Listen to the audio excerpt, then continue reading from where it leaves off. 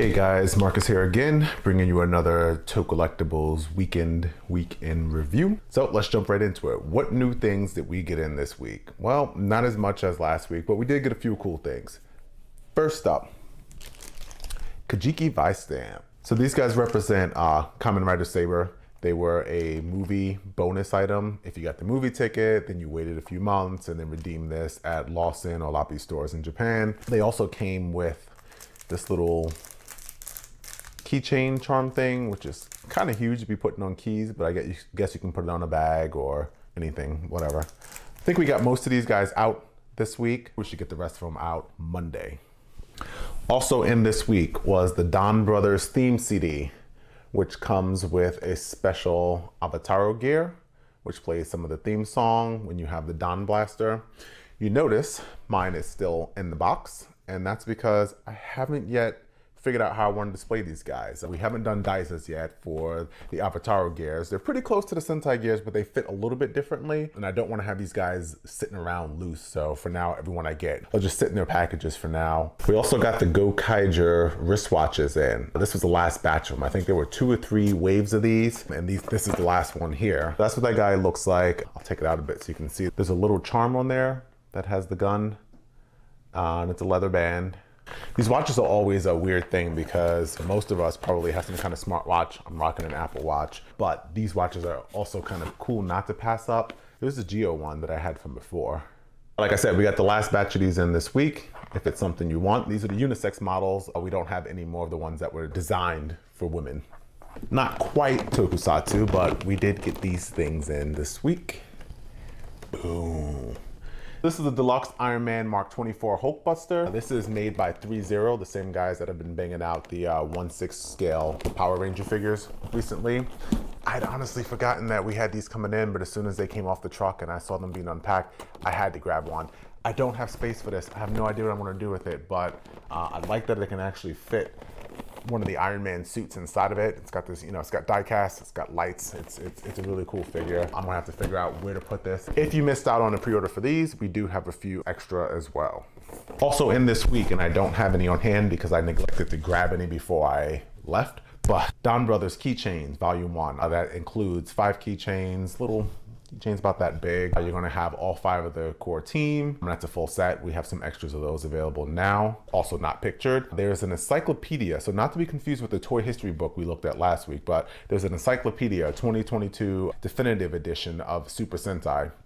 And it just goes over all the suits and some of the mecha and everything from the last 40 some odd years of Super Sentai. We're getting those in waves because there was a printing issue, I think, with some of them, and then they recalled them and some got reprinted. So we got some here in April. Our distributor says that they'll have the next batch available early May. So if you got one early, good for you, but everyone else will be waiting until May to get those in. And lastly, for receiving, those Holy Wing Vice stamps, they finally came in. They actually ended up beating the replacement shipping that we had come in by 1 day. They came in, we got all of those out. We've got some extras on hand. Again, sorry for the wait, and thank you to everyone for your patience. Speaking of patience, a lot of releases are getting delayed recently, just due to the global climate. Some of these companies are new.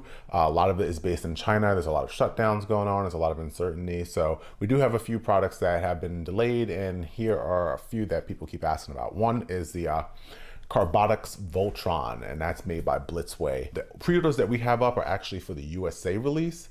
And as most of you know, USA releases are kind of iffy in that they have a general time frame that they release. And as of lately, I'd say in the last year, those timeframes have not been getting met. Traditionally, it was like Japan releases something and the US will get it like a month later. That's usually transit time. Now it's like 2, 3, 4, 5 months. So we're still waiting on an updated release date for the Carbotix Voltron from Blitzway. As soon as we hear anything, we'll make a post, we'll update the social media and everything like that, so you know. Also delayed with no specific release date. Last week we took a look at the Innovation Point Q Action Dino Fury Red Ranger. Innovation Point is actually making a line of Megazords called Metal Power Megazord. The first one was going to be the Thunder Megazord, which again, kudos to them for skipping MMPR. That was supposed to release late last year. It got pushed to spring of this year, And the last we heard from Innovation Point was they were shooting for mid to late summer. So right now we have release dates listed on the site at June. That can change. It may very well likely change. Innovation Point may speed things up and get things out the door really quickly like they did with the Q Action, or it could get pushed back even further. Unfortunately, we don't know. Evolution Toys, another company that's been putting out some interesting things lately, has delayed their release of Gokaiger from Digimon. They previously released the Hero Action figure, the whole Go Ranger line. They did those figures, but all of them suffered delays, both in Japan and the US. None of them released on time. So we're seeing something kind of similar here now with their mecha line. They've got Gokaiger coming out. That's been pushed to June in Japan and probably October for the US. Like I said before, we're seeing a lot of dates get pushed way further than like the whole 1 month that it used to be. So we still have some pre-orders available for that if you want to jump on that, but just know that that date has been pushed back a little bit. Moving on to new pre-orders this week. First up, we had Hasbro do their, what was it, Fan First Tuesday instead of a Fan First Friday for Power Rangers. A lot of fans were disappointed, but you know, others were happy. Hasbro showed off the Zap Zord Ascension Dragon Zord, and that guy hasn't actually gone for pre-order yet, but their Power Sword has gone for pre-order. It looks to be a little bit smaller than the Legacy Power Sword. It's a little hard to tell, but they did show off that it had, you know, some cool light functionality, which, you know, isn't really canon or anything, but neither is the theme song coming out of metal. So if it's something you're interested in, we've got pre-orders up for those, and you can grab one now. Speaking of Evolution Toys, they did Vara Bloom. That hasn't released yet, but they just announced this week that Varadorn will be releasing as well. So we have pre-orders up for that if you like it. It's a little bit smaller than Gokaiger, but it does have some cool functionality and some die cast and everything like that. In the plushie department, Bandai is going to be releasing some plushies from Digimon Ghost Game. You're going to have Gamamon, Angoramon, and Jellymon. Those are the three that will be releasing this. Pre-orders up for those now. On the Super Sentai side, we're going to get our yearly plushie release. All 5 team members, both in civilian and ranger form, will be getting released. So that's going to be 10 plushies dropping in July. We have all of them up for pre-order. You can either get the whole shebang, you can get only the rangers, only the civilians, and then we also have little smaller bundles where it's like Dan Momotaro and Momoe Toro. So those are available now. Those will be released in July. Following on from previous releases in the line, Bandai has announced that they're going to release a Hero on Stage for Kamen Rider 01. Now, here's my X8 one. You can see it's pretty much just a little like acrylic thing with all these little accessories that can go in. Your SH Figure Arts displayed nicely with it. It's going to be kind of hard to do that while holding it, so I don't have mine in here right now. But there are little effect parts and everything you can add to it. It's got a background. It's got little things that are thematic of the show. For 01, they're going to add in heightened intelligence, building in the background, and then some digital effects that, you know, mirror 01, his attacks and stuff like that. So check that out if that's something you're interested in. We were talking about the Gokaiger watch, so switching back to watches, Bandai announced a Ultraman watch. Now this watch is pretty expensive, as they tend to be, but it's also pretty cool. But basically it is the spark lens, and you can open and close it like you can do the real one, but it's a watch that can be worn as a normal watch, like it'll still open and close.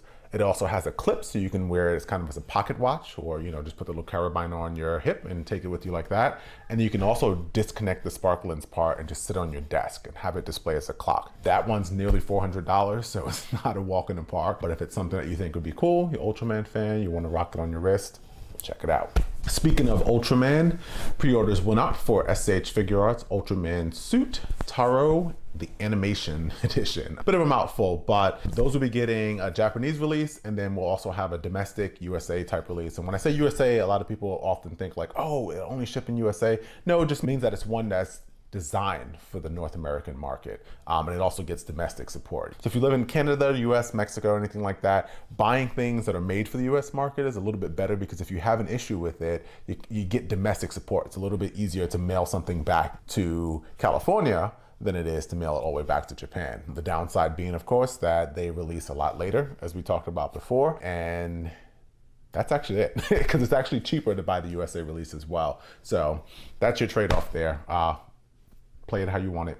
So last 2 things. First is Minipla Dan Zenkaio. Now this is a premium Bandai exclusive in Japan. It's not a regular, you know, retail release, but basically they're taking the Enya Ride-On and Zenkai Juren and releasing it as a set. This hasn't been done before. There is no Danzenkaio Minipla. They updated Duran a little bit. I think it's the molding of the plastic actually has some pearl effects to it. So it's a little bit different than the original, but functionality wise, it should be exactly the same. And then just like the DX that are combined with Enuridon to form Danzenkaio, and that it's available now. Lastly, Bandai decided to get froggy.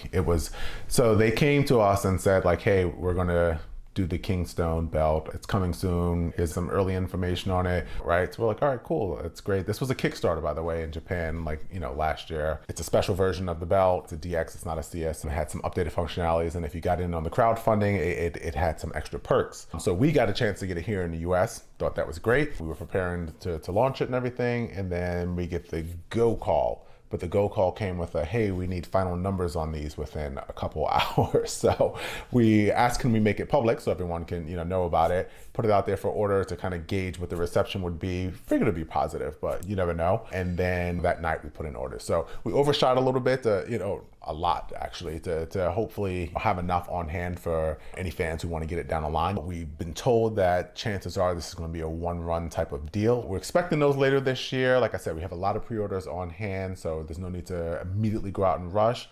But at the same time, we've been told that we can't order any more past what we ordered. So it's a weird situation to be in. Thanks, Bandai.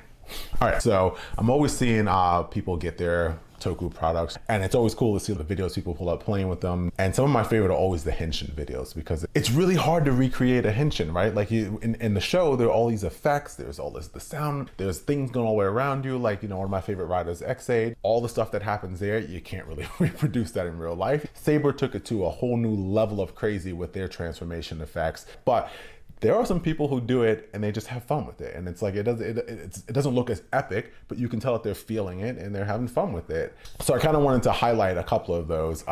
First one is Austin Jones on Twitter. He got that CSM Typhoon. We got those in last week. He got his, decided he was feeling like he wanted a Henshin that day, and he shared it, and I think it's pretty awesome.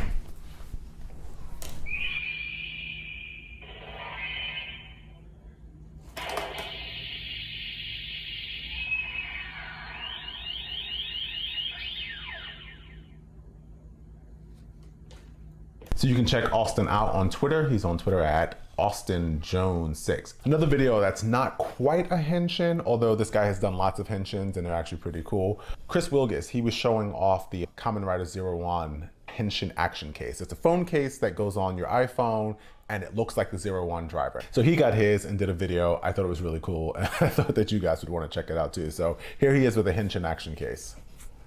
Oh, hold on. Got a phone call.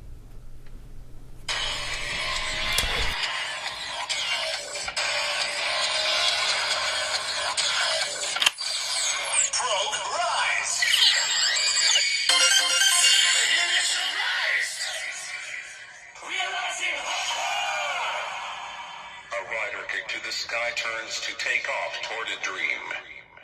And I think we might actually still have some of those 01 action cases. I'm not sure, but I know that Bandai also has pre-orders up for the Fi's Hero action case. And that one is actually designed to fit a bit more phones than the first one. The 01 model was really only technically designed to fit a small range of iPhones, whereas the Fi's case is designed to fit a much wider range of phone possibilities. And I don't know if that's just because they were like, hey, we should be more inclusive, or if the design of the 01 driver just kind of limited what they could do, but it's cool to see them expand that so that more fans can experience it. All right, I think that about wraps it up for this weekend. I had a video on the Q Action Red Ranger and I was gonna finish editing it and I just never got around to it. And now I just wanna go and have ice cream. So that's not gonna happen.